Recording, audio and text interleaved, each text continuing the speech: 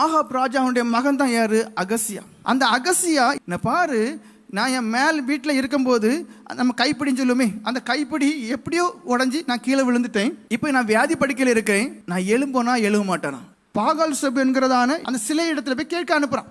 போயிட்டு இருக்கும்போது தேவனுடைய செய்தி எலியாவுக்கு உண்டாகுது. இஸ்ரவேலிலே தேவன் இல்லை என்றா நீ என்ன செய்யறா? எக்ரோன் இல்லை, பாகால் செப் என்கிறதான அந்த சிலை இடத்துல அங்க நீ விசாரிக்க போகிறான். அப்போ தேவனுடைய வார்த்தை எப்படி உண்டு? நீ சாகவே சாவாய். நீ ஏறினதான அந்த கட்டில்ல நீ இறங்க போறதே கிடையாது. அப்போ அந்த அகசியா இஸ்ரவேலில் தேவனாகிய யெகோவா தேவனை கர்த்தரிடத்துல விசாரிச்சிருப்பானே, ஆனால் நிச்சயமாக வியாதி படுக்கை எழும்ப முடியும். ஏன்னா எசேக்கியா வியாதி படுக்கை எழுப்பப்பட்டார். அநேக வருஷங்கள் ஆண்டவர் கொடுத்தார். நம்முடைய தேவன் ஜீவனோடு இருக்கிறார். இங்க என்ன ஆகி போச்சு?